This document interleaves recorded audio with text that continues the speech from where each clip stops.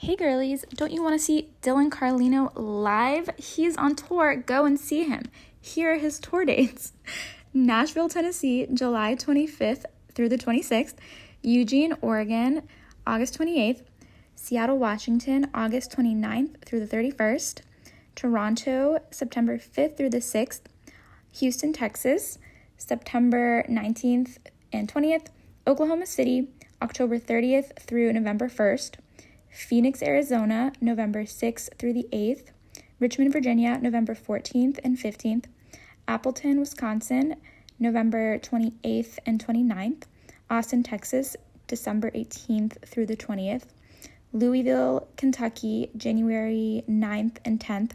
Fort Wayne, Indiana, January 22nd through the 24th. Tacoma, Washington, January 30th and 31st. Spokane, Washington, February 1st.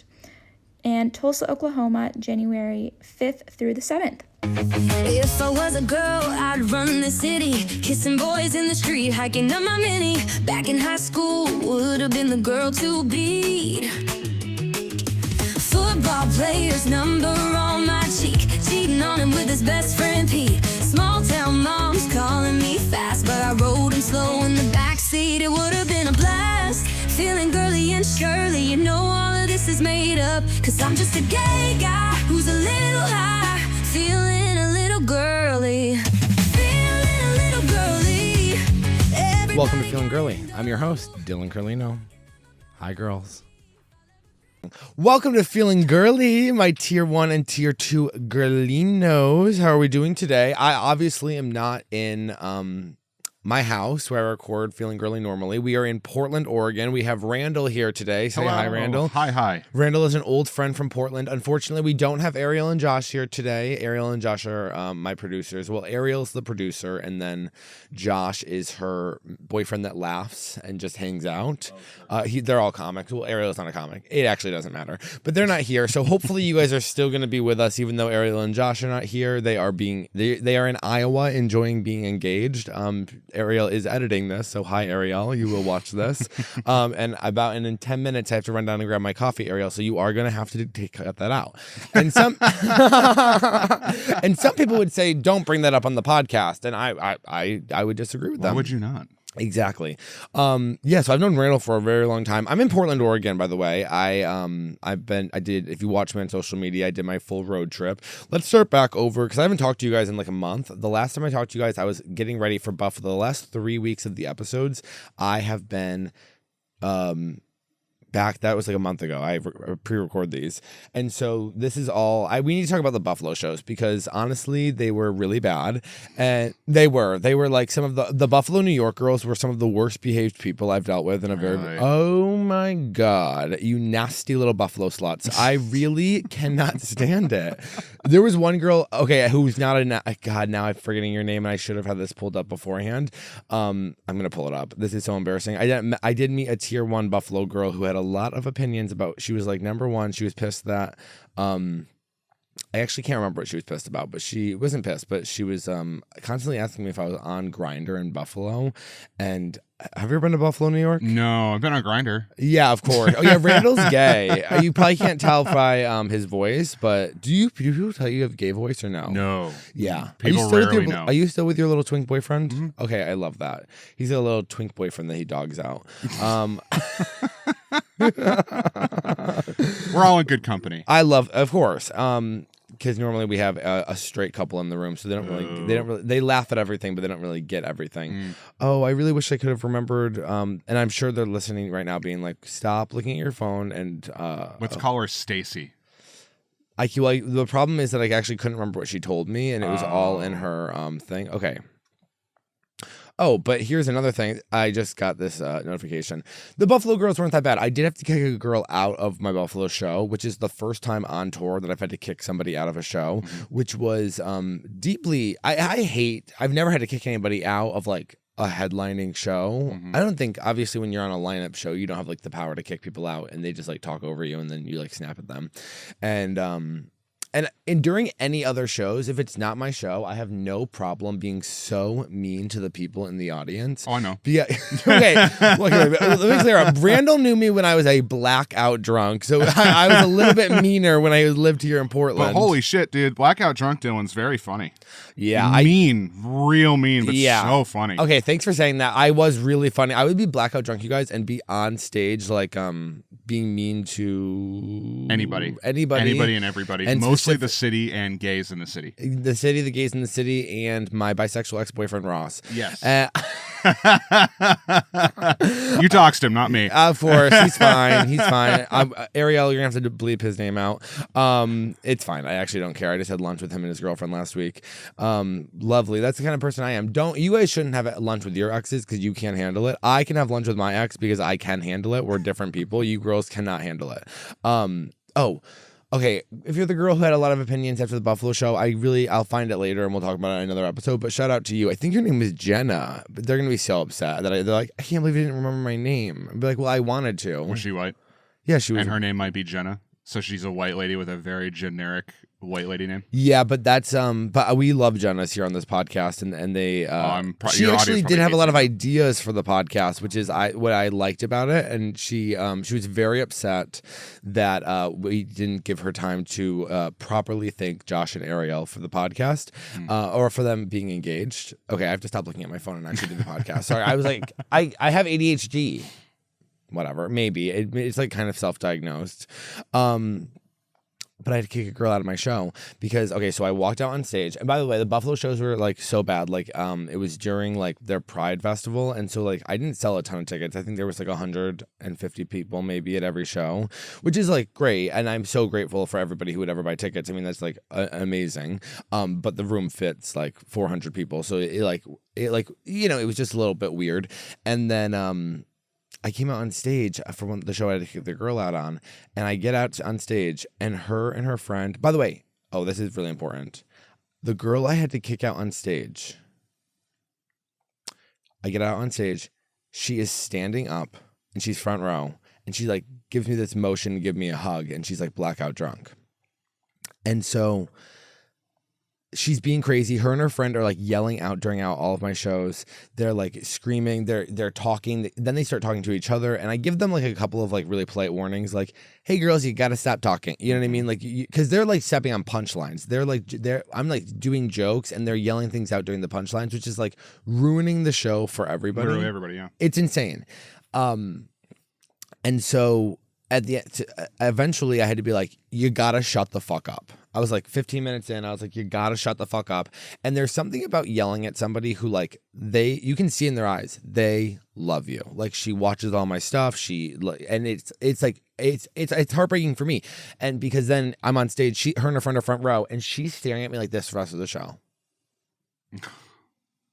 Like not laughing, not crying, blackout drunk, like tears in her eyes. Mm-hmm. And I'm like, because I yelled at her.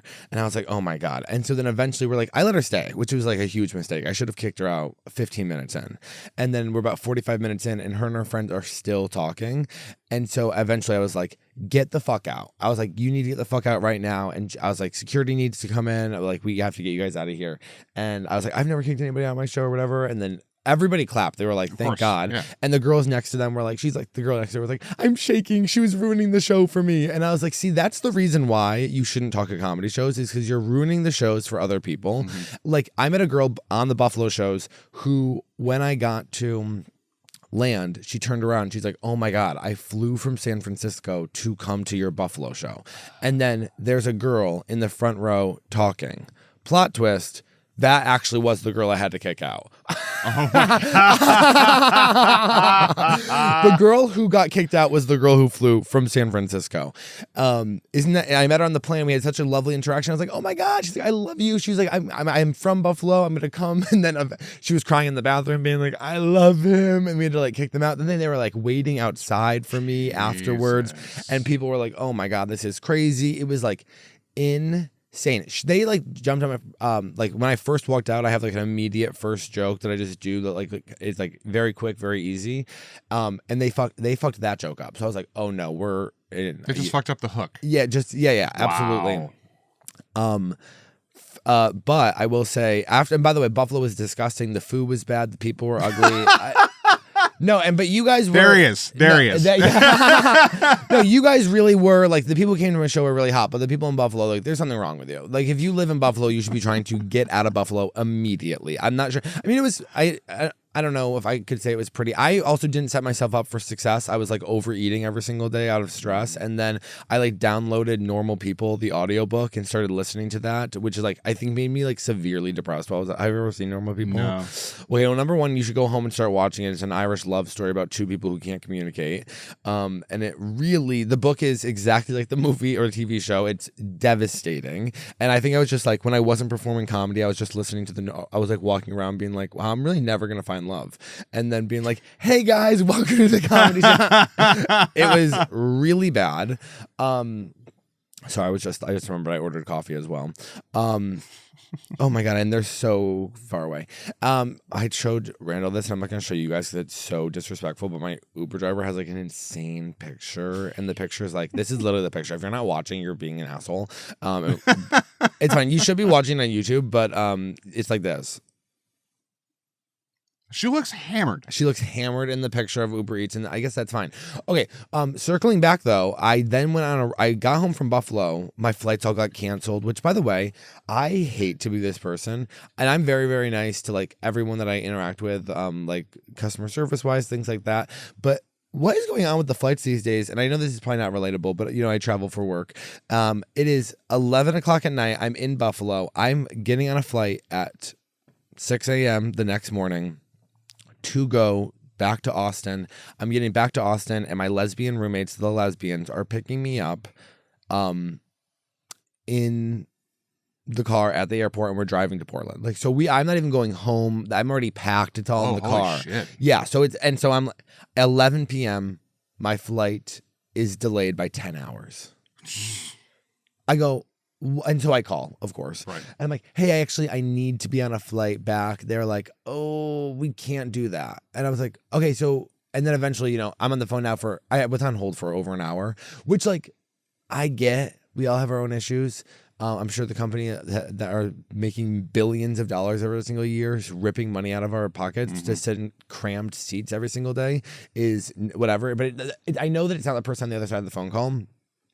But like, I have plans. We're leaving for a road trip. So like, if I don't get there, then like I have to fly to a different city. And so I'm on the phone with them after an hour, and they're like, we can't do that. It's like, okay, well, can I get on a later flight, and can you fly me to like this other city, and I can meet up with my friends?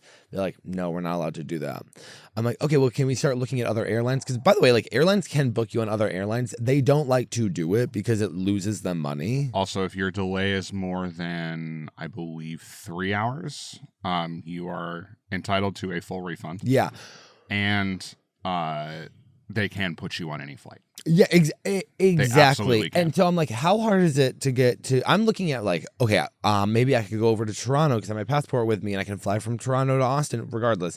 I end up being on the phone until 3 o'clock in the morning, trying to figure out how to get on a 6 a.m. flight. And by the way, like, eventually I became the person that was like, I'm going to need to talk to your supervisor like at 2 o'clock in the morning. And I hate that about myself. I hate that I go for the supervisor move. 3 hours though. I know. And also I'm like, and I'm going to need compensation. So you better let them know that beforehand. Because what I ended up having to do was cancel my flight with United and rebook with a different airline. But like, then you're buying a last minute ticket to another place. So that's like, I think I literally paid like $800 for a one way. And I was like, I'm going to need a refund and compensation. And then I think they sent me like $200 in flight credits. I was like, well, I'll take it because I only have one phone call in me. If I'm gonna have to fight for weeks for something, I'll just take the first option. There's no way that I can sit there and not do it. But I made it there on time, and so that's all that really matters. And I was on, an hour and a half of sleep, and we started driving. I love road trips. The road trip was like I got a huge tattoo. You can't really see it, but I got like a huge a witch on. Yeah, and I'm not sure if I like it or not, and that's fine. It's there. It's there. It's huge on my leg. I would argue that it wasn't really my fault. He's an amazing tattoo artist, a great guy, but I think I'm looking to do more American traditional stuff right now. It was a friend of a friend when we were in Arizona on our second stop, and I was like, I'm just gonna get this like huge, I saw whatever horse with a girl on it, and can you see it at all in this? No. Okay, thank God. If you're on my Instagram, you probably saw it already, but like yeah, it also took like 7 hours. So I was in the tattoo shop all day long. That's a big one. It is, and then I kind of like left being like, I just spent the entire day in a tattoo shop, and it's fine. I don't care. It's Do you regret the tattoo or just the process leading up to walking out of the building? No, I don't. I think what I've realized is like I have tattoos in this style, and I just don't. I think I want more American traditional, and this just It's not that. It's like kind of gothic-y. Yeah. Kind of photorealism a little bit, but yeah, and also there was no outline of the tattoo before I got it. Oh. So basically what he had done, like I sent him a picture of a horse, like basically the horse that's like in the air, and then he just printed that out, and then he found a girl, and then he like found a dress. So like how he did it, like he had his iPad out, and he just had like a bunch, like a collage of different like clip art stuff. Oh, okay, sure. So I didn't get to see it, and then he kind of drew it from there, and so I was like, I guess we're just going for it, because he does do incredible work, but I just don't think that this. It's a beautiful piece. It is a beautiful piece. Actually, someone was like, that looks like Lana Del Rey, and actually halfway through, I looked over and I said, is that a picture of Lana Del Rey? And he was like, I don't know, I just picked a girl, and I was like, you picked a picture of Lana Del Rey to be the girl on my leg. So I weirdly have an off photo. I have a Lana Del Rey. I'm not even a Lana Del Rey person. Not because she's not incredible, just because I can't relate to Lana Del Rey, because Lana Del Rey is like beautiful and ethereal, and guys are obsessed with Lana Del Rey, and I'm sure she's never had a problem dating in her entire life. You know what I mean? Sure. I'm not like that. I'm not easygoing, cool girl. I'm like Taylor Swift. You can feel me trying. You know what I mean? Like when you're in the room with me, you're like, he wants this so badly. Like I'm not like Lana's walking around with like her hair flowing, and guys are like crashing their guard to talk to her. Taylor is working her fucking ass off for her dreams to come true, and I'm more like Taylor, and that's, you have to be okay with that at a certain point, because who you are is who you are. I don't know how my coffee, and once again, this is not relatable. Where did you get it from? Black Rock, which is like a bad Dutch Bros, and I don't know, all of a sudden She go to the one on Lombard? Yeah, I think so, and it doesn't matter. Who cares? What are we at time-wise? Can I just ask that? Like 18. Okay, well, we'll keep going. Wait, so then I got to Portland. It's been great. Oregon, by the way, is like the most beautiful summers in the entire world. And this is the first time I've ever heard you say anything nice about this place. Okay, so I have to say, my tune has changed. So I don't actually hate Portland anymore. When I lived in Portland, it was a very, that's so funny to have you here, because it's like, I had such Also, if you want me to stop, I can. No, I appreciate it, because I had such a hard time when I was in Portland, because I think I can really enjoy the Oregon and Portland for what it is now, because I'm not living in it, wanting it to be something that it wasn't. My problem with Portland was that I was here and I had expectations about how life, people, and comedy were supposed to be. And I was right about all of those things. I was just wrong to try to make Portland fit into what I wanted. I see. Okay. So I've always loved, I think Oregon summers are the most beautiful summers in the country, which is why I'm not really doing comedy while I'm here. I'm like on vacation. You're just enjoying it, yeah. I'm doing a little bit of comedy. Like I did the Park show, and I'll be doing a show on Wednesday, and I did a couple of shows, nothing crazy, just like lineup shows. You're doing Doe. I'm doing Doe on Wednesday, yeah. you know.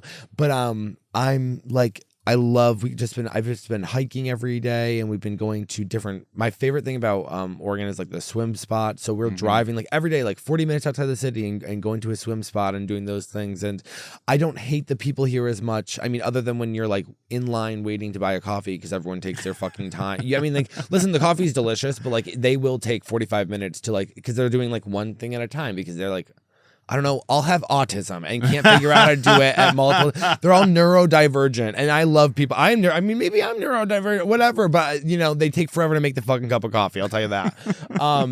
And they don't know how to drive, and that's beautiful and fine. But the food's amazing, and I don't have to be attracted to anyone in the city. That you know what I mean. I'm not here to fuck. I'm here to have vacation.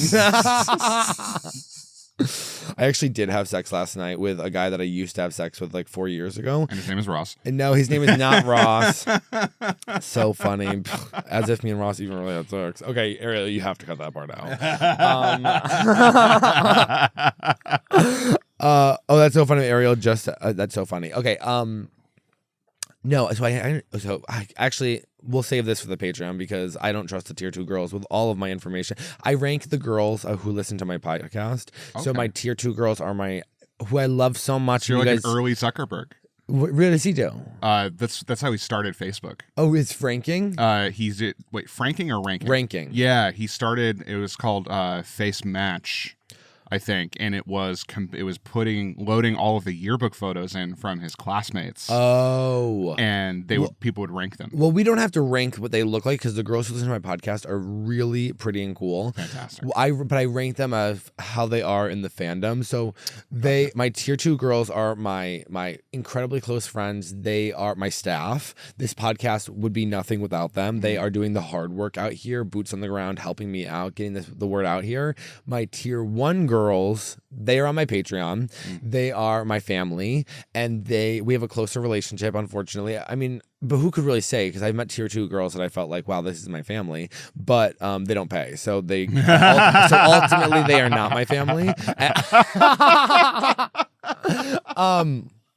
But I love you girls so much, but I don't like to always share the sex stuff on the that's such a lie, but I save most of it. Whatever, I'll just tell you about this one guy because he was kind of cool. But I had sex last night with this guy. He's a little bit older than me. He's like 20 years older than me. But I used to have sex with him. I met him when I was like 24, and we would have sex, and not like anything crazy, but like probably like once every couple of months. And we had sex the whole time I was here in Portland. And so then I lost his phone number, lost him on Grindr. You know when you lose someone on Grindr? Are you guys monogamous? You and your Okay. Whoa. Have you always been monogamous? Mm-hmm. That's beautiful, and I hope one day have a monogamous boyfriend as well. Go on. What? Go on. Yeah, I would love a monogamous boyfriend.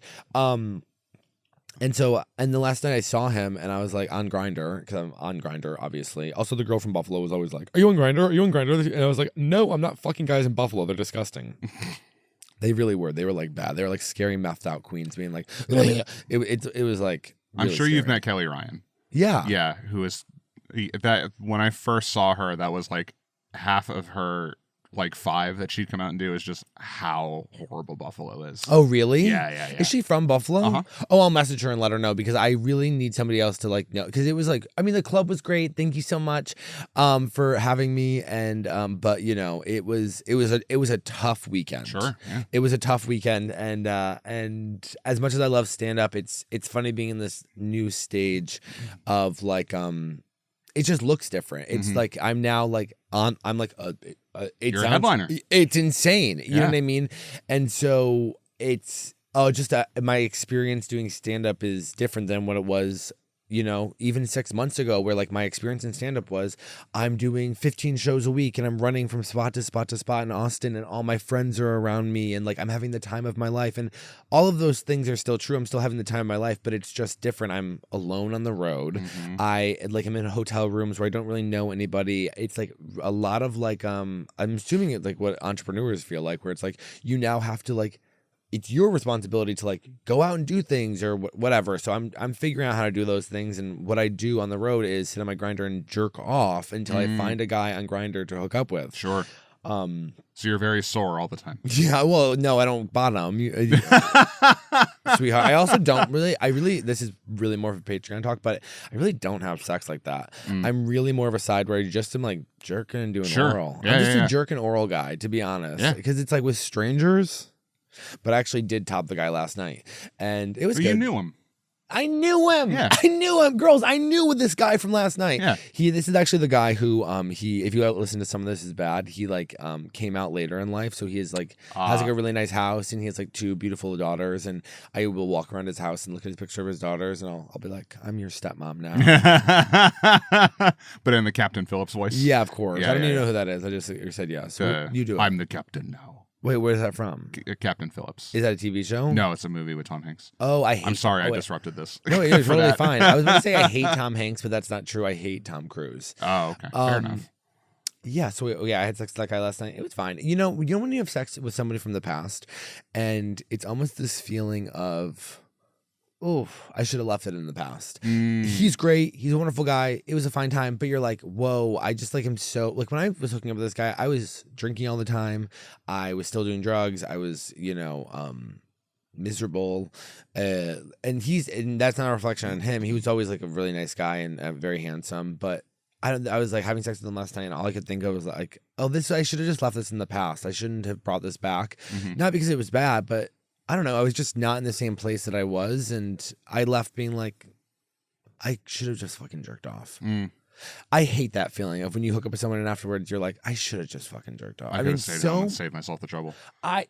Why am I getting another person involved, entangled in my horniness? And when it's like, just fucking jerk off and you want to read the sequel to Practical Magic. You know what I mean? Like, that's what I should be doing. I should be reading the sequel to Practical Magic, but I'm on Grindr looking for guys to fuck. And I'm like, sometimes it's the point where it's like, I wish I wasn't a man because you're like so aggressively horny all the time that it's challenging. And I don't think you girls really get it. Well, I talk about this all the time that I think women and men like sex the same amount, but the way that men are horny is really hard. It's aggressive. Okay, I guess I'm like lit. By the way, not to be like psycho, but the coffee was supposed to be here 20 minutes ago, and I have not had that. She is 2 miles away. She must be the worst driver. I think she must be drunk. She took that picture and then immediately. Yeah, that's true. Okay, wait. I also, before we get to emails, is this the worst episode ever? I'm so sorry. I have not podcasted in literally a month, so like bear with me. We're gonna get through this. But I did San Jose. I came to Portland. We're here. I'm going to Nashville next week, whatever you guys know. But I did San Jose last week. San Jose, amazing. Bad city. I don't know why anybody would live in San Jose. Have you been to San Jose? No. It moved to San Francisco. I just don't understand why anybody would be in San Jose. The people, though, were lovely. My openers were lovely. The club was great. I hope one day to come back there and sell it out because it is such a huge, it's a 500-seat theater. Oh, shit. I wasn't like, I didn't have 2,000 people in San Jose to come out. But the shows were so good. They were so much fun. But the day before, because I promote on TikTok Live all the time, the day before, this girl goes, I was the girl who got kicked out of the Buffalo shows. And I was like, oh my God, I've been thinking about you nonstop. Like, I feel awful. And all of a sudden she's like, I'm coming to the San Jose show tomorrow. And she was like, I relapsed on alcohol before the Buffalo show. Oh. I made a fool of myself. I feel so embarrassed. I go, I was like, I felt bad for kicking you out because I've been thinking about this because she was like, I love you. And I had to kick somebody out who like loves my stuff. It felt awful. And so I was like, come to the San Jose show. Don't drink. And she sat front row. We had a great time. She got to watch the entire show. She met up to me afterwards. We are all good. It was like a beautiful story of like, now it was good. So it made me feel like, oh, the universe is right. We're back. We're back. Yeah, we're fucking back. Well, let's get to emails. All right, before we get to emails, I just have to say one thing. We are giving a shout out to Jenna because I did find her message, Great. Jenna, and we did find it. And because Jenna really was incredible. She is a tier 1 girl. And hilarious. She is a tier 2 girl. Love you, Jenna. So she will see this. But she's a tier 1. Some of this is Bad Girlie, which is my other podcast, which is great. And I'm gonna read this to Ariel because she just quickly she was like, "Can you shout me out on the pod? Tell Ariel and Josh they are so cute. Honestly, I should be your date to the wedding. Maybe Jenna. It's not like they're gonna bring some strange date off Grindr. I don't even think Josh is that loud. Okay, sometimes. Anyways, you're my favorite human. Your tour dates doesn't list Cleveland, but it's fine. She did drive 3 hours to come see me. So Jenna, I absolutely love you. Also, I forgot we didn't talk shit about Matt Ross. I don't talk shit about Matt Ross. I love Matt Ross. You guys have to stop bringing up Matt Ross is an awesome comic. He's a wonderful guy. He's a good friend of ours, but we like to embarrass him all the time. Fun. Because he's kind of like a hot guy. But he did lose his sparkle. But yes, Jenna, next time I'm in Buffalo or in Cleveland, we are going to go out. See, sometimes I go out with the girls, and that is very fun. I'm more likely to go out with some of this bad fans than I am to go out with the girls. And this is the last thing I'll say before we go over to emails. We are having a little bit of an issue, girls, because I have been doing, you guys know that my thing is stand-up comedy. I started doing the If I Was a Girl lives. So I started bringing what you guys all kind of come to the shows, because you know me from doing the If I Was a Girls. I brought that to the live stage after many requests. And so what I'm doing now is I bring a girl on stage, I interview her, and then we do a makeshift If I Was a Girl with her information, kind of Mad Lib style. Okay. They are so fun. Part of it is, and I give this huge speech before I bring any girl on stage, is do not come up here if you are going to be uncomfortable talking about sex. You need to be aware that this is being recorded and it is going on my YouTube and all of my social media platforms, so don't say anything. And the amount of things, of shows that we do this with, and I give the same speech every single time, and they're like, I'm totally cool, totally good with everything. We record it, and I always tell them, I go, I'm going to send you the footage before I post it because I'm not trying to clown anybody out. I don't want anybody to feel uncomfortable. We can take out anything. We can blur your face. And then the message back, and they're like, you cannot post this. It cannot go online. And it's like, I get it. And then I'll go, what if we blur your face out? And they go, no. I go, you used a fake name. They go, no. I go, I'm paying, and this is not, and I know this is kind of like preaching to the crowd, because I don't think my tier 1 and tier 2 girls are the ones doing this. This is the tier 3 Instagram girl that I accidentally bring on stage. But I've had now multiple girls come message me. That's why I've only posted one of them. I have like 10 of them, but all the girls keep being like, you cannot post this, blah, blah, blah, blah. And it's like, then don't come on the stage. I tell you, don't come on stage unless you are okay with it being posted on Instagram. I get it. Then you watch it later and you're not at the show, so you're not feeling the same way about it. I'm spending hundreds of dollars to record these things, to have them edited, which I'm paying more money. I'm losing thousands of dollars by girls being like, actually, you can't post it. It's like, and I'm just saying that. So if you come to my show and you come on stage, just make sure that you're, don't say anything too fucking stupid. And I can back that up. I'm the guy who films them and edits them. Yeah. Not for you, but in general. And yeah, it's fucking expensive. It's expensive. It's very expensive. It's very expensive to have it. And I think they are like, it's fine. And you're like, no. Like thousands of dollars at this point have been lost. Like it's unusable. And also I was talking to somebody else and they were like, just post them anyways. And I was like, no. The fact that you're not with like blurred face and pitch down voices is, that your audience should know, insanely generous of you. Here's the thing, and I really do believe this. I feel like I have a relationship with these girls. Yeah. These girls, like, and in another universe, we are friends. The friendship that we have is through the media that I create now and the podcast that you guys listen to. Of course, I don't know you guys personally per se. You know me, obviously, but I'm not. And the one thing that I've always felt very protective of is my girlfriends. And I feel the same way about the girls who listen to me, because if you tell me, don't post that, I would be embarrassed. I can make a story up and do it If I Was a Girl in my bedroom and get 1 million views. I don't need to embarrass these girls or make them feel uncomfortable in the slightest. To be honest, if you really didn't want it posted, I am so glad that you felt comfortable enough telling me that you didn't want it posted and not post. I mean, I am losing hundreds of dollars but I'm not going to post it regardless, even with blurred face and low down voice, because I know how girls operate. Even if no one knew it was them, they would still feel embarrassed that it was online. And I'm not here to embarrass these girls. And I would only post it if they would want it to be fun. So what I'm trying to do now is like figure out a way to, maybe I pick a girl in the audience and I ask her questions and she doesn't come on stage with me. And so I get the answers from her being in the audience and we do it that way. But it's a lot less fun and not as... then it's just a crowd work clip. Then it's just a crowd work clip and and it's not as special. But I'll be able to post it a lot more. But at the same... Or we have to figure out... the girls who are like totally cool with them being posted. I also get like in the moment you're there and you're like, oh my God, I want to go on stage and I want him to do it with me. Right. And then you leave and you go, I'm a first grade teacher. I can't have the fact that I got tied up at a sex club and fucked by 9 guys. And I get it. But also, I think that the other thing about girls is funny because like, I'm like, I can blur your face and like change your voice, and they're like, no. I go, sweetheart, nobody would know it was you. Even if I just blurred your face and didn't change the voice, nobody's gonna know it was you. And again, like it speaks to your generosity about it, because like anybody who's listening, if you've seen a crowd work clip from Dylan or anybody else, no one gets permission. Yeah, the comics no will. One gets permission. I mean, what people do online is actually kind of it's borderline. It should be illegal. Yeah. It's the way it's that a little insidious. Yeah, I feel very, I'm always scared of getting in trouble and also making anybody uncomfortable. And I would hate. I mean, it's funny because the one "If I Was a Girl" clip that I did post from the live show, the girl was incredible. She was so cool. She was like she was at my Syracuse show, I believe. And she was so down to fun. We had such a good time with it.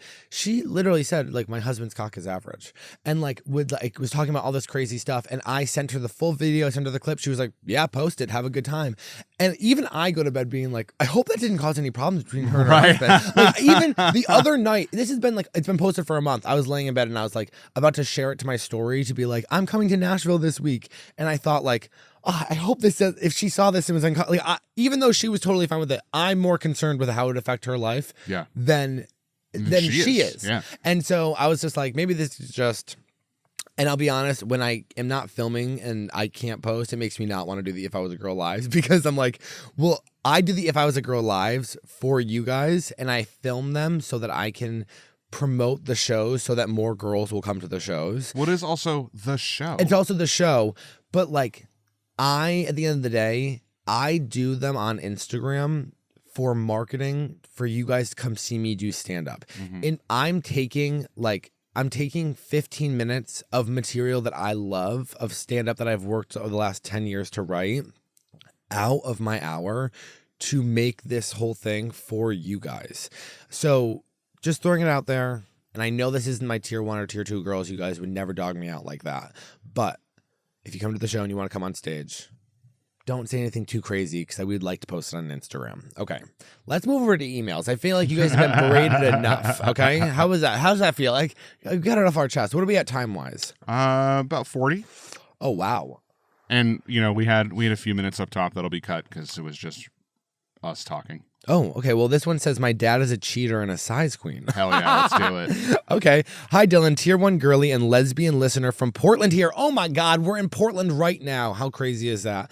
And since this email is about my dad, I'm not going to fathom guess at dick size. And he, sorry, Randall. At all the shows, all the podcasts, I make them send pictures of the guys that they're talking about, and I make them send how big the person's dick is.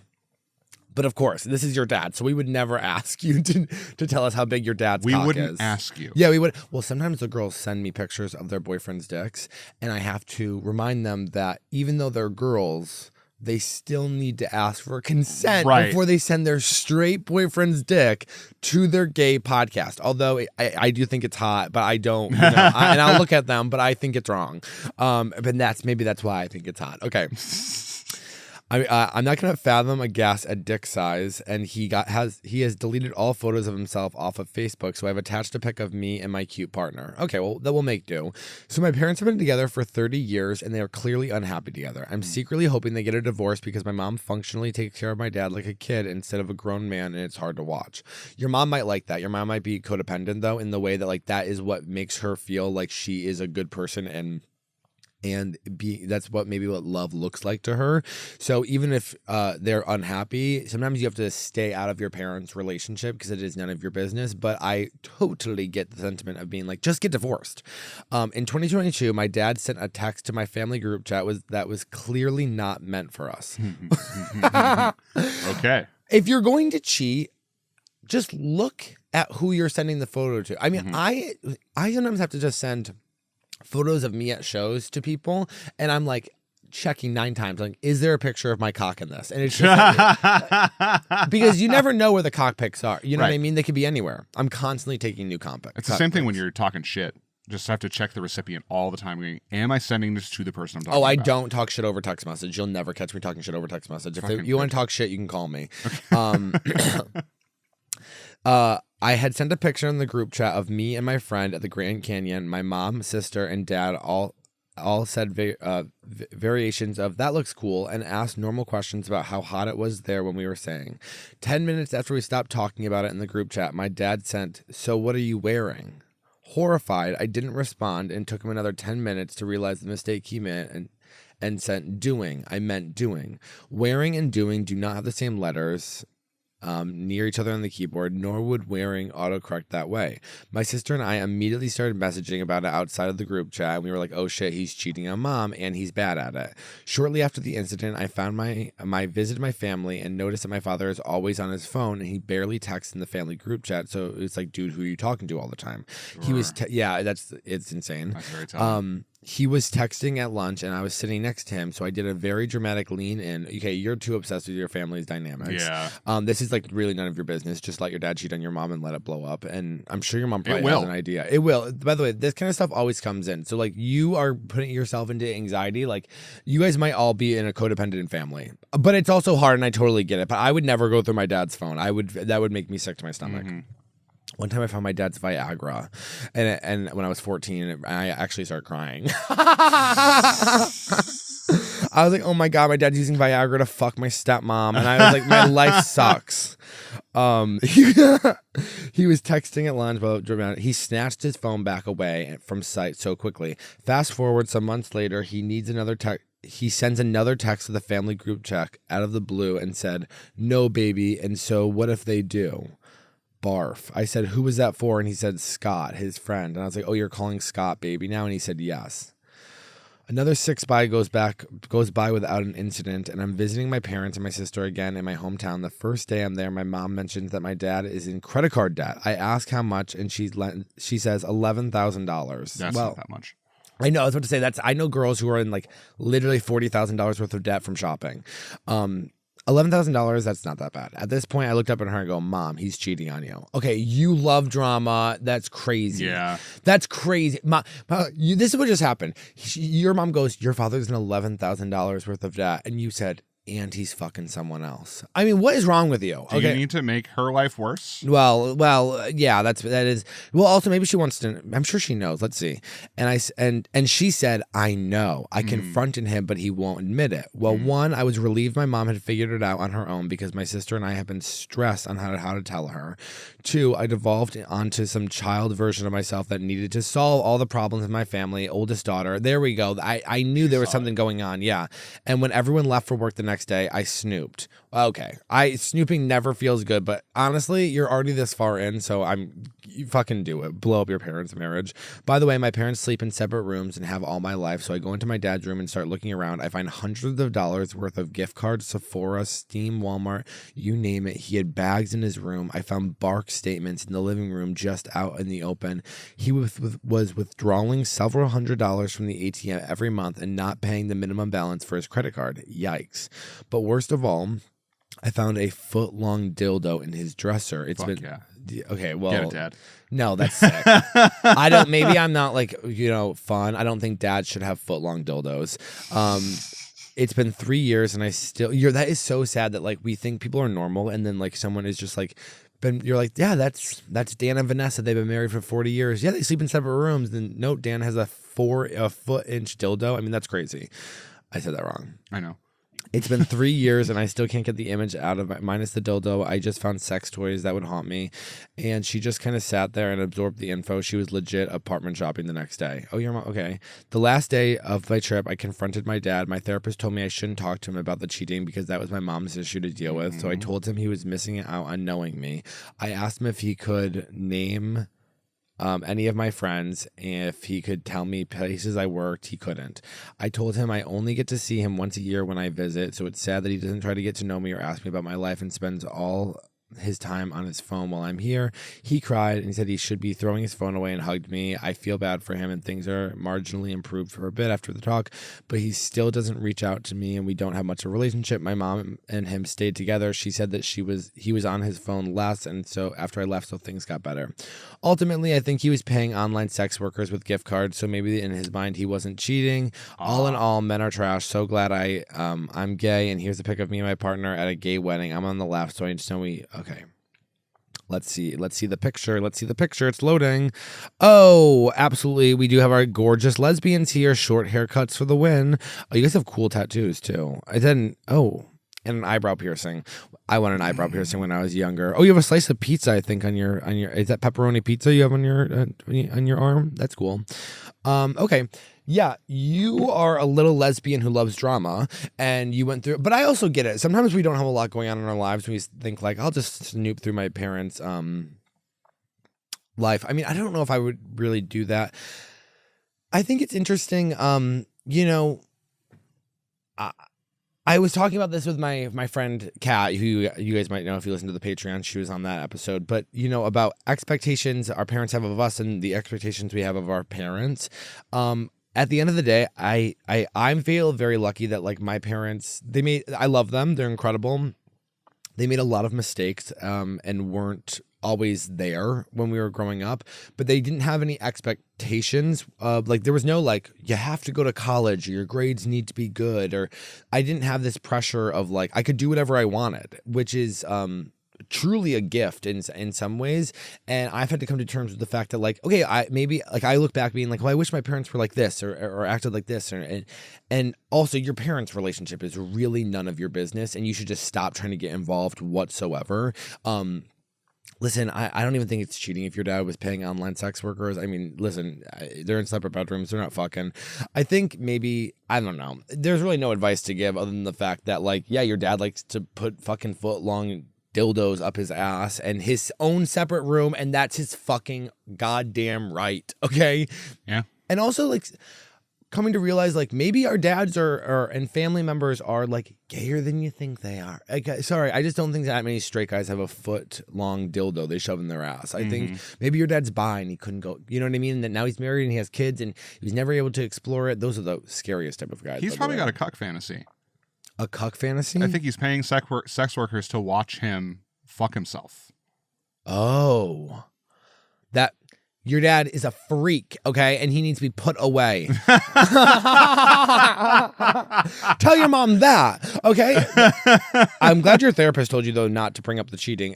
But you kind of, like, got yourself all riled up about the cheating, where clearly the whole issue was always about, like, I don't feel connected to my dad, and you used all the stuff in your parents' relationship to kind of load the gun for you to tell him how you actually felt. Like that last part kind of came out of nowhere, where all of a sudden you were like, my dad's cheating on my mom and all this stuff, and at the end I was kind of like, you don't even know who I am, and it's like, whoa, how did it become about you? Right.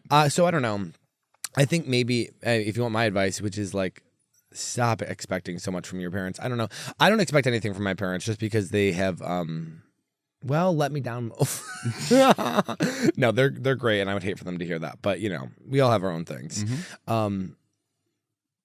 God, hey guys, don't send shit in about your dad unless they're sucking cock. Okay, that's the new rule. I think I saw an update in here. Oh, okay, this is fun. This says, from military wife to happier than ever, a cautionary tale. Okay, gorgeous. Please don't use my real name. I've attached photo. I'm in my early 30, mom of 4. Love your podcast. I'm tier 1 Girlino. Watch every episode. Think you give excellent advice. We're in an off episode. I feel like I'm being bad today with the advice, so we're going to really dive into most of these on the Patreon, but we'll do this one first. Okay. I'm aware this is a bad episode. Okay. The Patreon's going to be so much better. Patreon.com/Dylan Carlino. I have to say it. Oh, no, it's not that. It's patreon.com/Feelin Girlie. Okay. Let me drop a little tale of chaos. Actually, sorry, I want something really salacious. I'm going to read that on the Patreon. Ooh, an update. Hi, Girlinos. I have an update for you on the coworker and the prince and the goth. Oh, I do have to read this because we have, this is great. First time, okay, so we had a whole situation where this couple started, I believe they were cheating on each other, cheating on their spouses with each other, and she's a goth, and I said that he looked like Prince Charming. Okay. So now they're their coworker, Prince and the Goth. First of all, thanks for hyping him up way more than me, Feelin Girlie. I've been talking a lot to you and Feelin Girlie podcast a lot, and soft launched the idea of emailing you, and he said, yeah, so go for. Wait, did I already read this? Oh, wait, why is this just coming up now? I feel like they already sent these. I feel like this is such a bad episode. I'm sorry, you guys. I'm like not here. I think it's time I've been on vacation, but this said update, and all of a sudden, it's exactly the same story. Yeah, but it was like a new email. Scroll all the way to the bottom. Yeah, it's nothing the there. No. Dumb. Yeah. Okay. We're gonna do. Remember when you would like go, like, where do you want to live in the world, and you'd hit the globe, and you're gonna do that. We're just gonna do this.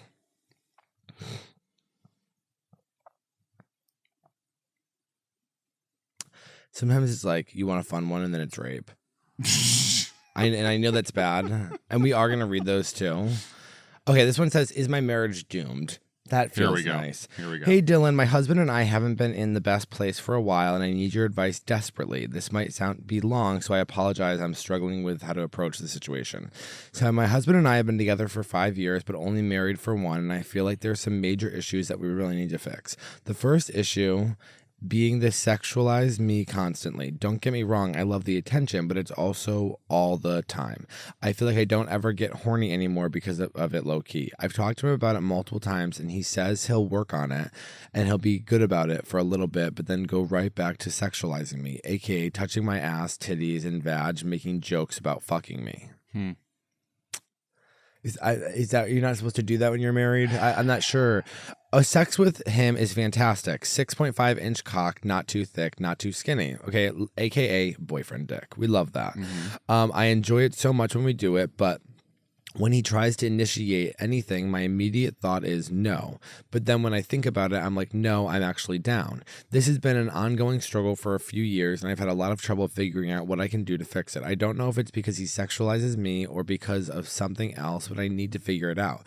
We've had a lot of emotional talks about it because I don't want him to feel rejected, but my brain's first reaction is to always say no at first. And I'm also never horny, which might be a woman thing, but I'm not sure. I don't think that is a woman thing. My first initial thought is I'm wondering if you have ever been through any like type of abuse or anything like that. I have thoughts too.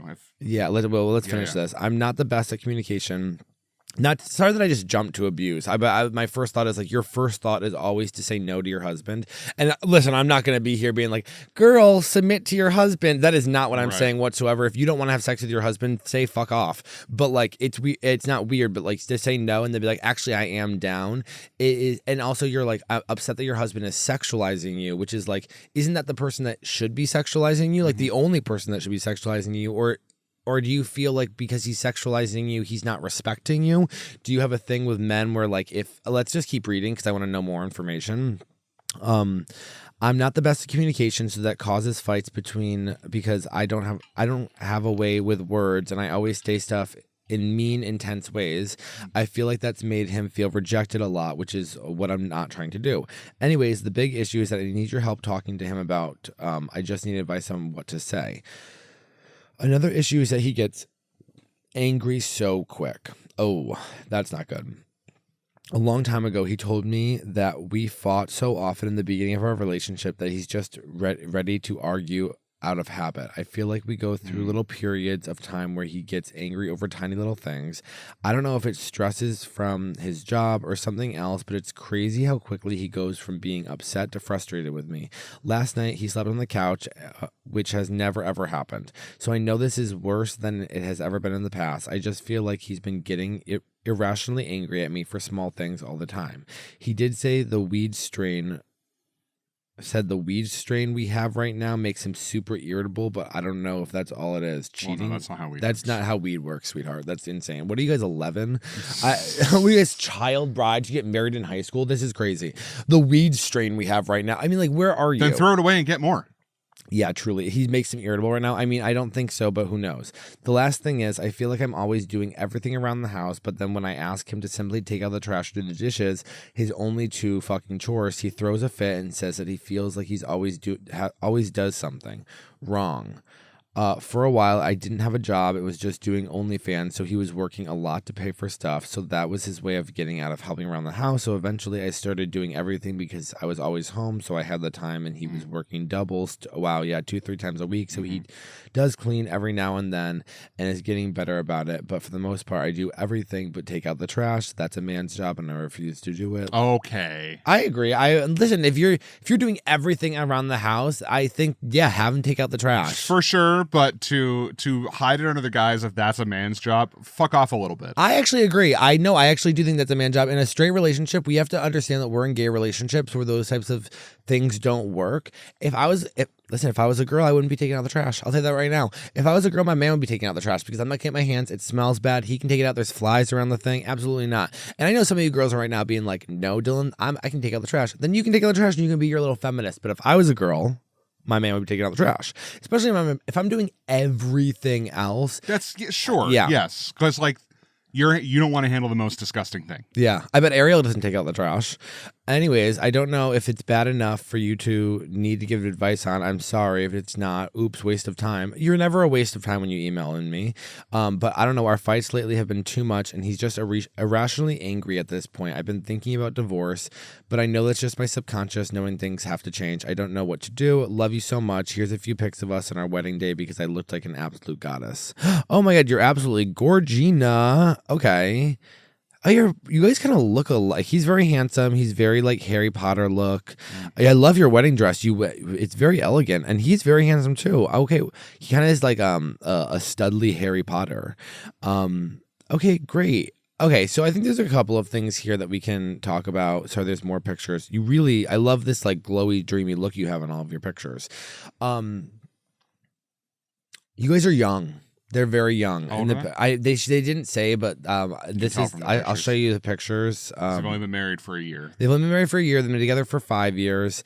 But this is them. They're young. They're young people. Oh yeah, they're very young. And beautifully young. Mm-hmm.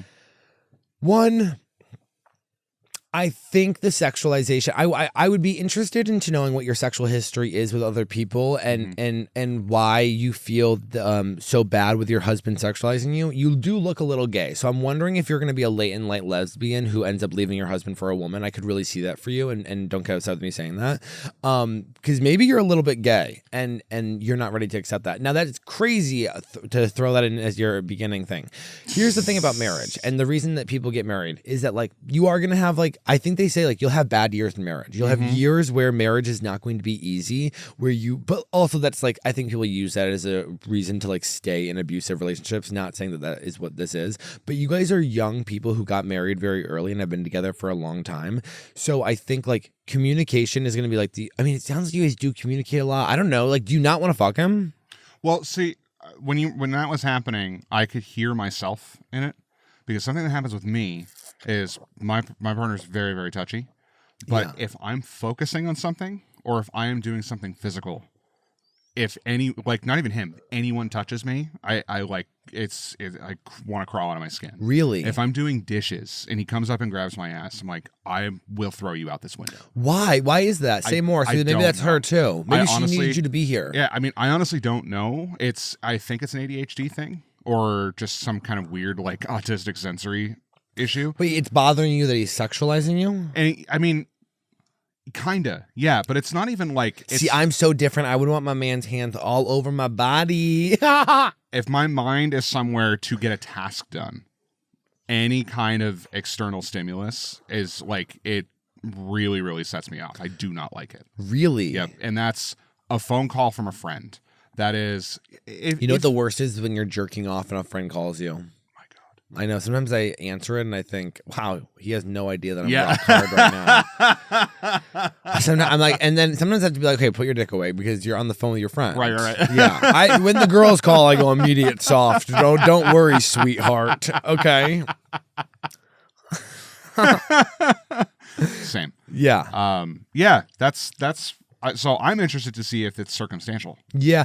Also, if the weed is such a problem that the strain you guys have right now is making him irrationally angry, then he needs to stop smoking weed. Maybe you guys need to stop smoking weed for a little bit. I think that also could be a huge source of, and I think you're probably thinking like, no, it's just weed. You guys should be clear-headed right now if you're having all these problems. There's no reason for you guys to be like, doing fucking gravity bongs in your living room. Because the other thing too is that when you smoke weed, especially if it's something that's a little bit more sativa geared than when he is instigating something, and you already have those thoughts of wanting to close him out when you're sober, then weed is just going to send all of the thoughts that go along with the no. Yeah.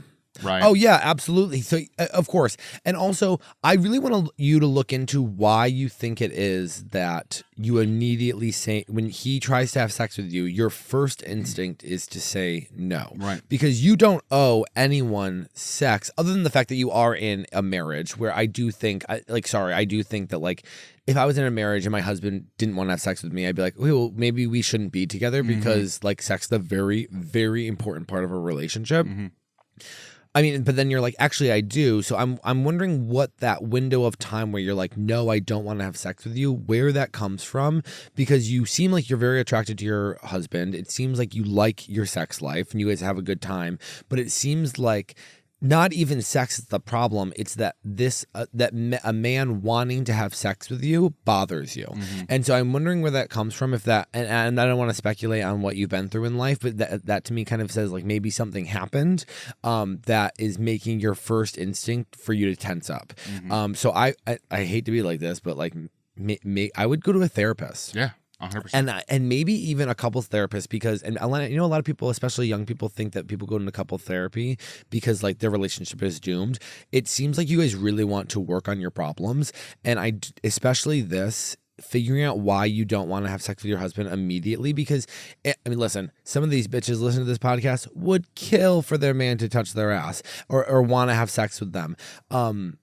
And I think that like for men, it can lead to a lot of bottled up resentment when they're getting the no a lot. It doesn't seem like that's what's happening here, but also he clearly has anger issues. So I don't know if your marriage is doomed. Your question was, is my marriage doomed? I don't think it is. I think you're young. It needs work.